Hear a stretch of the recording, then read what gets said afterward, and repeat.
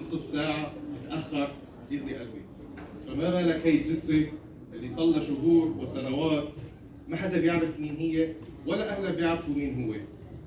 بنفس الوقت في الشق الثاني من الموضوع إنه أنت وقت عم تعمل انترفيو مع ذوي المفقودين بيجيك مثلا صارت معنا والدة المفقود حجي عندك صورة لابني، فبتطلعي لها الصورة ملفحتها بكيس نايلون وعم تطلع عليه بكورسه تقول لي أنا ابني بعرفه ميت بس رايدة إنه أكحل عيني بشوفه، ممكن يكون ضايم يا حجي، لا بس شوف تراب يعني، أو زوجة تلاقيها إنه متماسكة وما راح تبكي وإنه زوجي صار له سنة مفقود وكذا وكذا.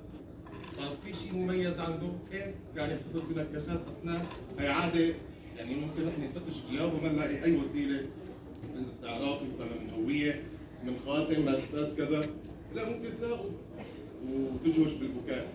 فحالات فعلا انسانيه بتخلينا انه نسعى لانه نقوم بعمليه الاستعراف على هي الجثث المجهوله، البقايا العظميه، ونحاول نربطها مع بيانات المفقودين اللي ناخذها. يعني انا شخصيا كطبيب اسنان شرعي اذا من 1000 حاله اكتشفت حاله تطابق ولو للاسف هي حاله وفاه واكدت انه الوفاه بس ريحت الاهل وصلتهم الى قرار، فهذا شيء بيسعدني. فما بالكم انتم حضور الكرام ان كان هون في المؤتمر ولا ان كان في كافه البلد، وخاصه انه نحن مقدمين على شيء اسمه مركز الاستعراف، انكم تكونوا ايدنا اليمين بهالشيء. يعني تمام انا اخذت بيانات الجثه المجهوله من كل شيء، هلا رح نحكي عنها، بس كمفقودين من نجيب بيانات؟ انتم اليد اليمنى لنا. كيف؟ طبعا اول شيء مركز الاستعراف هو ان شاء الله رح ننطلق عن قريب. بهذا المركز نحن بناخذ سجلات الجثث المجهوله الهويه، كافه البيانات من سنيه عظميه، كافه البيانات المتعلقه بالجثث المجهوله، سجلات المفقودين في محور اخر. بالاخير كله بينزل بحاسوب مركزي اللي هو عاده بيكون بدمشق. ليش بده يكون مركزي؟ طبعا لاني ممكن ابن الرقه يكون بالشام او ابن الشام بحلب، او ممكن حتى الارهابيين بحد ذاتهم ممكن يكونوا عندنا نحن هون بسوريا ناخذ بياناتهم كجثث مجهوله ونطابقها في بيانات ممكن تجينا من برا. اذا لازم يكون مثلا هي المبدا انه حاسوب مركزي ومطابقه مركزيه. طبعا بدايه الازمه الجثث اللي كانت تيجي كان في منها النظره او الفريش، يعني ممكن انت تصورها، الامن الجنائي كان يصورها والان يحتفظ بالصور، ممكن يتعرف الاهل على الصوره مباشره استعراف وصلت خلصت الاشياء. بس في حالات نحن هي تقريبا هي محليه، حاليا نحن عم نطلع حالاتنا مش خبر كيف بدك تستعرف مع هالشخصيه، او الطفله للاسف وجدت قلب حاويه قمامه، كيف بدك تستعرف على هي الفتاه او الصبيه، او هي حاله غربيه في حاله شاب محروق، فانت ما بتحسن دائما تعتمد على الاستعراف البصري. طيب الاستعراف بشكل عام في عندنا 3 وسائل رئيسيه. بصمات الاصابع، فعلا الجثث النظره الامن الجنائي بياخذ بصمات الاصابع بيحتفظ فيها. تمام، نحن مثل ما شفنا بالسلايد الاب ممكن يكون هو في حاله تفسر. الحاله الاكثر شيء اعتماد عليها الان هي الحمض الريبي النووي الدي ان اي. اي جثه مجهوله الهويه ولو عباره عن عظم فخذ تؤخذ منها عين الدي ان اي وترسل لدمشق، لكن بحد ذاته اسرع تحليل دي ان اي ان لم يكن استثنائي عم يطول منتشره، بيكلف الدوله مبالغ كثير كبيره. تمام، نحن ليش ما كمان نلاقي وسيله اسرع على الاقل انه تضيق نطاق البحث اللي هي البصمه الفكيه والسنيه. بس نحن لازم نعرف انه البصمه الفكيه والسنيه المتكامله اللي بناخذها نحن لجثث مجهوله الهويه هي المفروض تكون مستقاه معلوماتها من الصور الشعاعيه والفحص العياني للاسنان. طبعا قد تمثل الخيار الافضل في الاستعراف الرئيسي بعد طبعا خيار الدي ان اي. ومثل ما قلنا ممكن في بعض الحالات عن طريق الاسنان حادثه. طبعا بالنسبه لمركز الاستعراف بس نسيت اذكر شغله، قبل انشاء الهيئه العامه للطب الشرعي كان في قسم استعراف وتم استعراف ايجابي على بعض الحالات عن طريق البصمه الفكيه السنيه. بعد انشاء الهيئه صار بدنا مركز استعراف اكبر اللي هو حاليا قيد الانشاء. فكان فعلا في حالات استعراف قطعي ايجابيه، سلمت الجثه للذوي عبر بصمه الاسنان والفكين.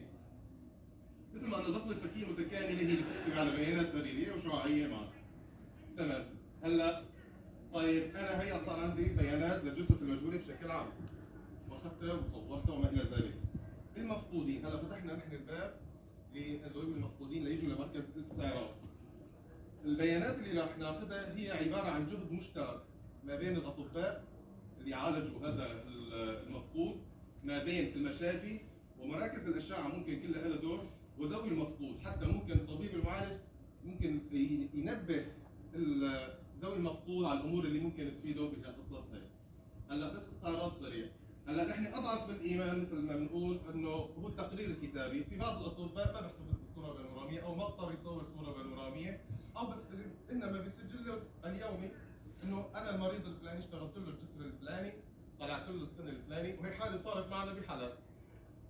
اشتبهت الاهل انه هي الجثه لنا عن طريق الملابس وكذا، القاضي ما قنعته انه عن طريق الملابس بجوز ما احسن يا سلمان، وخاتم يعني الخاتم ما هو ذو صفه مميزه انه يكون هي، فانه ليش نحن كمان طبعا جسد شاب محروق، فاستعانوا فينا نحن ككليه طب اسنان شرعي.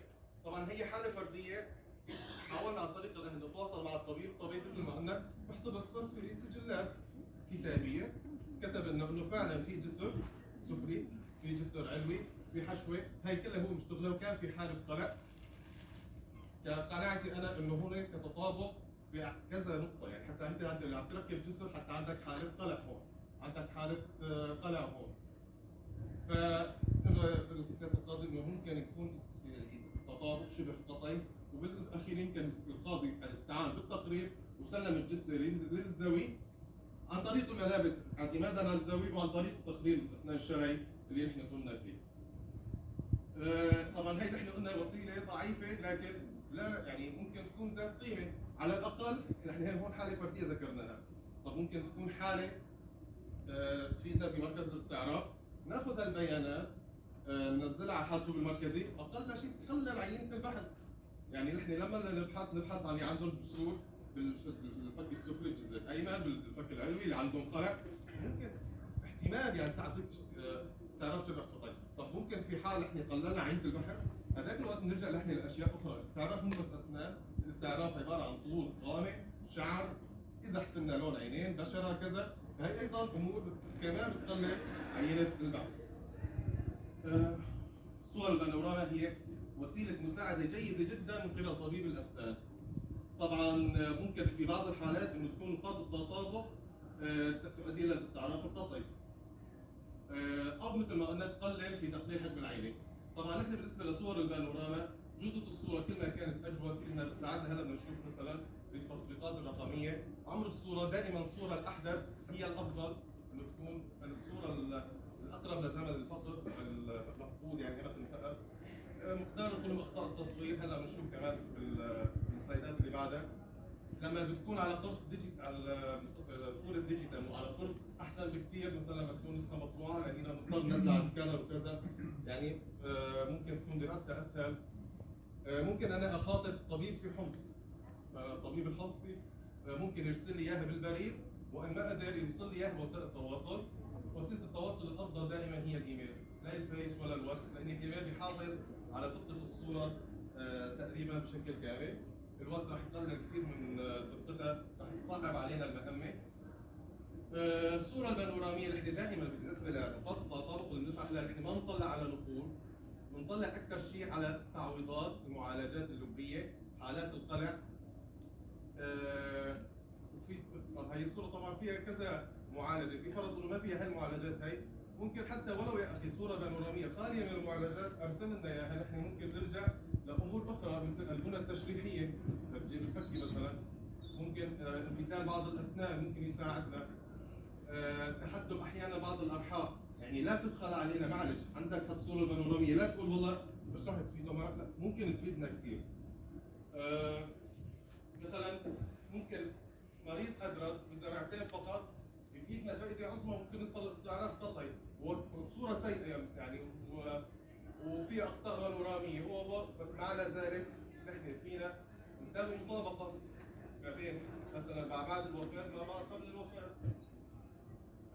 بس مرور سريع على التطبيقات النقاط الرقميه تكون بعد هلا الوقت. في عندنا عده وسائل ممكن مثلا مطابقه، احنا اخذنا مثلا هالشكل هذا وحاولنا نطابقه هون. ممكن بشكل اكثر دقه، دائما بيقول لك النسب والزوايا تعطيك نقاط تطابق ادق واكثر مصداقيه في المحكمه. فنحن ممكن طبعا هي عمليه طويله ما رح اطول عليكم. اول شيء لازم نوحد الصور من ناحيه الدقه، لازم نعتمد مقياس. هلا مثل المقياس هون ممكن نحن نعتمد على المسطره هون ونقيس عضو غير قابل للتغيير، مثلا ارتفاع حافه الفك مثلا، ونعتبره كمقياس متكامل مشان توحيد الابعاد، بحيث اذا حطينا الصورتين فوق بعض نصل يعني تقريبا لتطابق من ناحيه الحجم.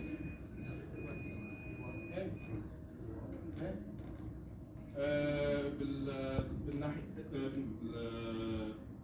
يعني نوحد الحجوم، بدنا نوحد الدقه. انت بدك تطبق صورتين، طبعا هي تطبيقات رقميه، انت بدك تطبق صورتين لازم يكونوا نفس الدقه، مثلا 300 بكسل او 300 بكسل في الانش مثلا، لازم اثنيناتهم يكونوا نفس الشيء. نحن بناخذ عده نقاط تطابق. طبعا نقاط التطابق هي النقاط الغير متغيره مع الزمن. هي النقاط اللي ممكن نطلع نحن منها بس من هالزرعتين هذول، عدا موضوع تراكم الصور على بعضها. طبعا احنا سويناه كمان بمستوى افقي مطلوب يطول شرحه، لكن ممكن نحصل على عده زوايا والتطابق والنسب. يقال انه نحن الزوايا والنسب قد ما كان في اختلاف بين الصورتين تعطينا نقاط تطابق اكثر موثوقيه.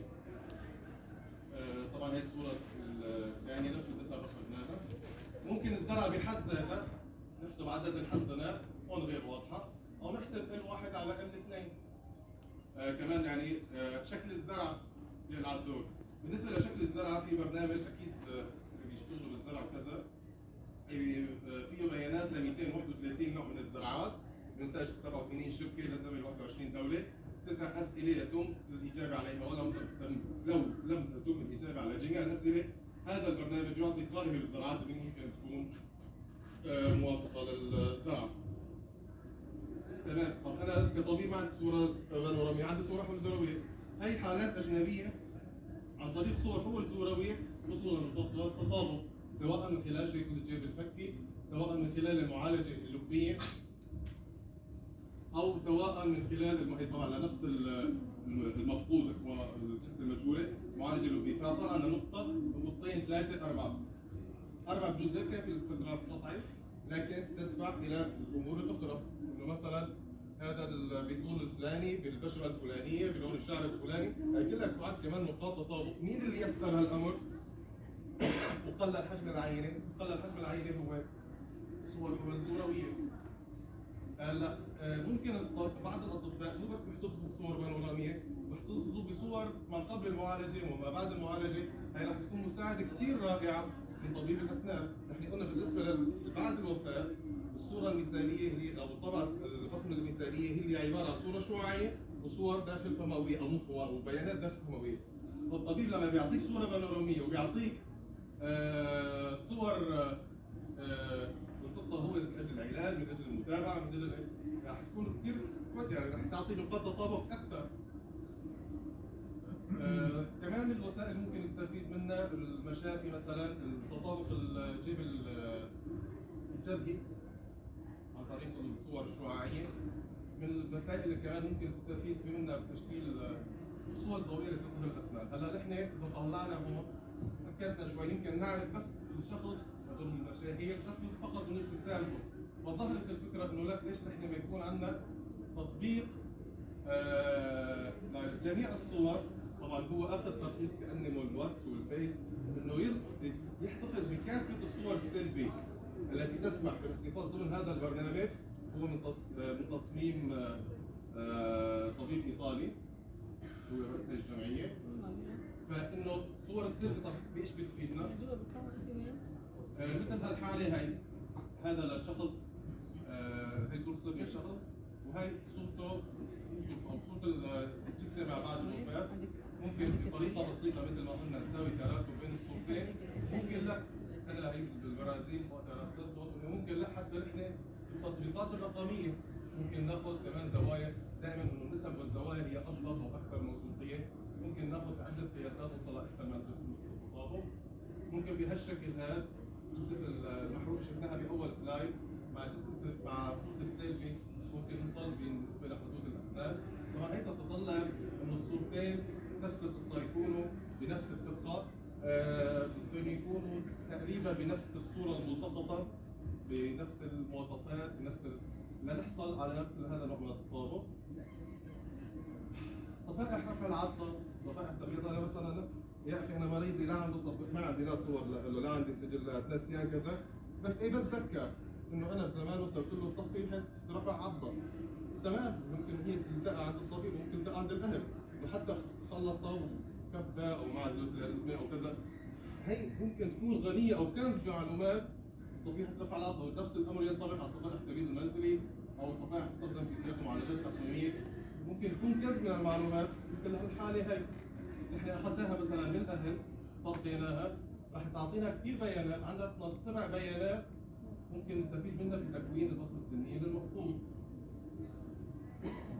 الادله الجبسيه ممكن هلا بصراحه هي ميلة مفقود، هو احد الزملاء قال لي والله يا دكتور خجلان منك بعطيك مثال جبسي مكسر اسنانه وكذا، يا اخي اعطيني معلش ليكم. هي بحد ذاتها سمه مميزه بتقلل حجم العينه بشكل كبير. هلا ممكن يقولوا لي الاطباء انه نحن لا، في كثير حالات وجود مثلا سن زائد او بالحنكي او كذا، نحن عم نحكي بنسبه كبيره صح، بس انك يكون السن زائد بالحنكي لمفقود وبنفس الوقت لجثه مجهوله، فهي بتقلل كثير حجم العينه وحجم التطابق. معلش ابعث لي هالمثال، انا بالعكس كثير بكون سعيد. هي سمه مميزه من السمات المميزه اللي ممكن يعني تعطيك حاله او حالتين، او ممكن تعطيك حاله فرديه. طبعا القاضي او نحن للقضاء والتنازل ما راح نقول له والله انه هي تطابق قطعي، بس مثل ما قلنا بنرجع لعينات فرق. اضعف الايمان بنسرع عمليه الدي ان اي، يعني بنقول له احنا واثقين تقريبا انه هذا المفقود هو نفسه هذا الجثه المجهوله، فيعني ممكن تسريع مثلا عمليات الدي ان اي. احنا عندنا مثلا مثل ما قلت لكم تطلع عمليه دي ان اي طبيعيه عم تستغرق من اشهر، عم تكلف الدوله مبالغ كثير طائله، فممكن بهالحاله هي انه تكون احنا وسيله مساعده. طبعا هلا نحن يمكن ما منتشره عنا، بس الرياضيين بشكل عام ممكن يلجا لطبيب الاسنان يساوي وقيات فمويه. هل تحت الوقيات الفمويه رح تنقلنا نفس مبدا الصفائح، رح تنقلنا مبدا ما يحتوي الفم من صفات من صفات اسنانه. طيب هلا نحن بس وصلنا للاخير، صار مركز الاستعراف. انا مثلا دكتور علي العلي هو الطبيب المعالج لإلي، تمام، انا كيف بدي اخاطب الدكتور علي العلي؟ نحن بنخاف من شيء اسمه كمان افشاء السر الطبي، بجوز نحن ما اخذنا الدور الكبير عنا، بس ممكن يصير. انا كيف بدي اخاطب الدكتور علي العلي يعطيني بيانات المريض اللي هو عندنا بالنسبه لنا مشتبه انه يكون مفقود، من دون ما انه نقع او نوقع الطبيب بمشكله الافشاء السر الطبي. رح يكون كتاب رسمي عليه شعار الهيئه العامه للطب الشرعي، صادر عن طبيب الاسنان الشرعي الاخصائي، منقول باسم الطبيب الاخصائي، مذكور فيه اسم المفقود اللي هو بالنسبه للطبيب والمريض تبعه، وش المطلوب من البيانات، وطبعا في ارقام للتواصل مع الطبيب ومع الهيئه ومع مركز الاستعراف. هذا الطبيب رح يحتفظ بهي النسخه، يعني مثل تبرئه ذمه في حال صار كشف لاسرار طبيه او من المعالجات وما الى ذلك، وبالتالي يرسل بشكل اخر مع رقم اخرى يعني البيانات اللي طبعا تكون منظوره باسمه شرط ضروري، لانه ممكن فعلا يمكن انه تصنع تطابق قطعي انه نلجا له للشهاده في المحكمه. طبعا باسم المريض بس تكون مرافق مثل ما حكينا على صوره شعاعيه، افضل دائما ارسال رساله او على الاقل تكون عبر الايميل. ليش؟ لانه هو بيحتفظ بالدقه العاليه. عبر الواتس ما بتقدر تكبرها بحجم كبير، ما بتقدر تسوي لها اعاده تحجيم. طبعا بس الفكره الاخيره انه البيانات اللي يشاركها الطبيب المعالج مع مركز الاستعراف، يعني احنا كمان ما راح نستخدمها في النشر او ما الى ذلك، لا تستخدم غير في وسائل الاستعراف ونتكتم عنها الا في حال كان لها دور في التعرف على جثه مجهوله ما، وكانت هي الوسيله لتحديد نحن كما نقول تثبيت هويه بالامور القضائيه، ثبتنا هويه عن طريق البيانات السنيه، تصبح مركز الاستعراف قادر على استخدامها في المحكمه. طبعا بشكل بديهي لانه نقول للقاضي انه هي الحاله هي نفسه في تطابق، وممكن في المستقبل الابحاث والمنشورات العلميه ضمن اصول البحث العلمي او النشر العلمي دون اظهار هويه المفقود او ما الى ذلك. وشكرا لكم، صوبكم معنا.